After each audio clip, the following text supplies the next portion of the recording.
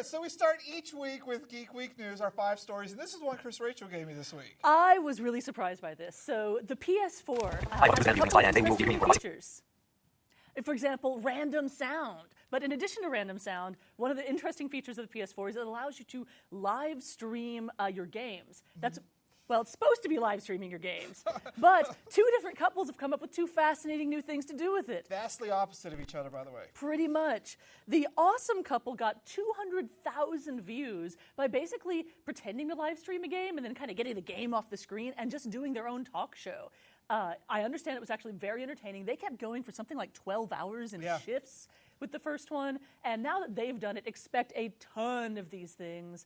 The channel actually plans on going in and making that an official feature that you can do. Like, wow, people are watching it on the PS4? Yeah. Yay! And you're buying the PS4? Yay! It's a great feature. But on the other end of the spectrum... Yeah, so there was another couple who basically live broadcasted their sexual assault where they were drinking while they had that on, and she passed out drunk, and he was like, hey, this is a good time to get her naked and have my way with her. And they stream it for the world to watch. Yeah, I know they were both drunk. I want to believe that he just sort of forgot there was a camera there in addition to being... Yeah. When you're drunk, you thought it was a good idea. So the bottom line is the future with these game system streaming cameras things, it's going to be a really interesting hybrid stream show type of thing that people are going to do.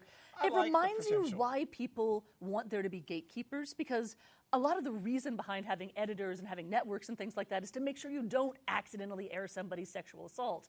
But accidentally is keyword there. Yeah. Quotations. But on the other hand, I love the fact that you're getting all this new content, like with YouTube, things that would never be on a network but are so much fun to watch. So it's going to be really interesting to see the PS4 try to figure out how to balance that.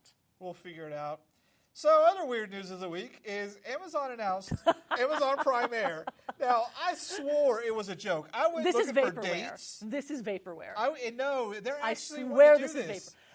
I think that Jeff Bezos has managed to pull just a wonderful prank on everyone by convincing you this is real. I hope to God it's a prank, because the idea is cool sounding but ludicrous, because can't you see all these Amazon things, people shooting them out of the air, they crash, they go to wrong houses, the winds blow them off into Houston. I mean, okay, drones are actually a little bit better as far as, I'm not worried about the winds blowing them off. I am worried about the whole kind of creepy Santa Claus aspect of, like, Amazon sees you when you're sleeping, they know when you're awake, they know if you've been buying, and for goodness sake, it is creepy, because you don't want to think about a bunch of cameras in the air judging you and your purchases and staring through your windows. That's the point of buying things from Amazon. You don't get judged. They don't see you.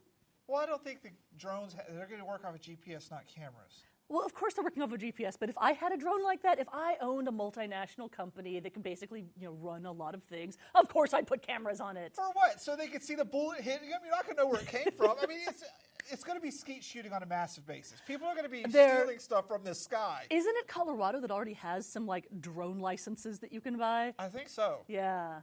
So vaporware. I hope this is entirely a joke, because if this is serious, it's going to end bad. It's going to end bad. So next up, the good news of the week. Did you see the sheer amount of superhero movie news that came out this week? With the kickoff of the Spider-Man 2 trailer, which we're going to show later in this show, taking things to a whole new level, they announced X-Men Apocalypse, X-Force, and Wonder Woman, and Superman vs. Batman, which I'm all about, because, let's face it, it's an introduction to Justice League. That's what Superman 2 is going to be. I am not convinced that the DC can pull off what Marvel has done with movies. They're going to sure as hell try. They've said that before. I will believe it when I see it. Please prove me wrong. I would really like it if you would do that, DC, because the Justice League has so much more sense of humor in general than most of the Marvel stuff. The Marvel's like grim with a side of dark, and I like it for that. But, man, the DC movies are kind of crappy. Well, I did like most of the Dark Knight trilogy, and I do like Man of Steel, and I'm excited. And all these people are like, oh, this is just doing injustice to Wonder Woman. I don't think so. Here's my thing. A lot of characters get introduced in one movie and then get their own later. Thor, pretty much everybody in the Avengers. Bring me Aquaman. Really? Because you're all about the, like, seal rape and whatnot? Like, Aquaman's crazy and nasty if you read the comics. I know.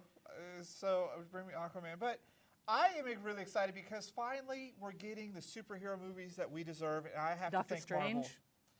Still. Not the ones you deserve, baby, the ones you wanted.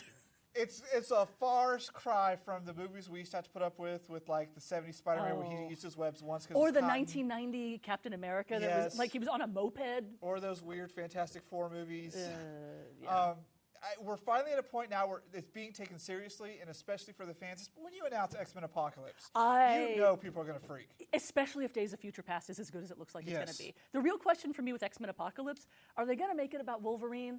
Because Days of Future Past was not about Wolverine, but somehow they've translated had to adjust it because in the X-Men movie universe, Kitty Pryde is much younger. She wouldn't have been around back then, but Wolverine was. Yeah, but They already explained how they had to do that. We will not burn a whole lot of camera having this fight on camera. I But apologize. you will see the prequel to Age of Apocalypse, the Apocalypse movie, at the end of whatever we were just talking about. Days of Future Past. Days of Future Past. So I'm looking forward to it. I looking really straight am. forward to it. All right. My exciting news is they are definitely going forward with a live-action Attack on Titan movie. In Japan, okay, you laugh because you haven't watched the series.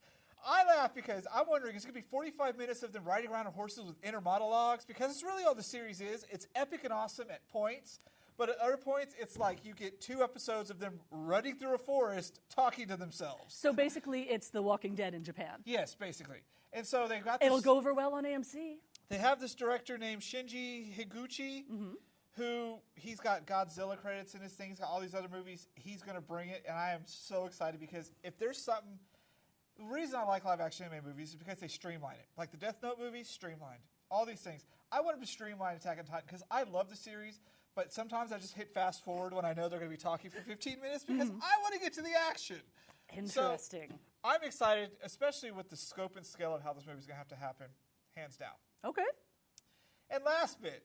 All right, let me just read this to you. So, a college group of people figured out how to make synthetic gas. Yeah. Which I wouldn't even thought about. So, a team of scientists at the University of Illinois in Chicago have figured out a way to make synthetic gas inexpensively using carbon dioxide and carbon nanofibers. The new solution is called a co-catalyst system, and researchers replaced the silver that's needed to make gas with carbon nanofibers and paired those with nitrogen to convert carbon dioxide into carbon monoxide. And not only did this work beautifully, but it also surprised them when they discovered this new system worked even more efficiently than silver, showing substantial synergetic effects. I don't really know what all that means. I just know they made fake gas and it's really cheap. I'm excited. Honestly, material science is going in so many really wonderful directions these days. Between that and a lot of the advances in 3D printing, we really are just like a few years away from super exciting things. And like you shared a picture earlier, they're going to make a house out of, they're going to 3D model a house. Yeah, because you can. Why not? Yeah, so I'm excited at the prospect because electric cars, I guess, are never going to catch on and these other things. The electric cars were a transitional technology, honestly, because you're just moving where the actual burning of the fossil fuels is from the actual plant to a giant battery that still has to get fueled from an actual plant. Yeah. We need some other alternative, and I don't think that alternative is going to be just one thing. We're never going to find the thing that replaces gasoline. We might find 17 or 18 other things, though, that have a whole lot of new options that'll be really interesting. If we do synthetic gas, they can probably clean it up so it's a lot better for the environment, and it's going to be a lot cheaper. We're not paying $10 a gallon to try to drive across town. I want to see how far it's going to go because we all know companies will push things around, and it's all about money at the end of the day. Yeah. So we have a good, clean burning thing. We'll see what happens. But I just thought it was super interesting because material science, man, who would have thought? I would never have thought. I mean, I saw this. I was like, we've got to talk about this. Yeah. Just like that dude who made the 3D printer with the water and stuff. Material science. I know I've said that Tell like you 4 what. times now, but seriously, we are on the cusp of living in a science fiction age. So we're probably going to talk more about more material science stuff and techie stuff on the show in 2014 because we don't cover it nearly enough. And it's awesome. It really I is. mean, come on. So that was our Geek Week news for this week.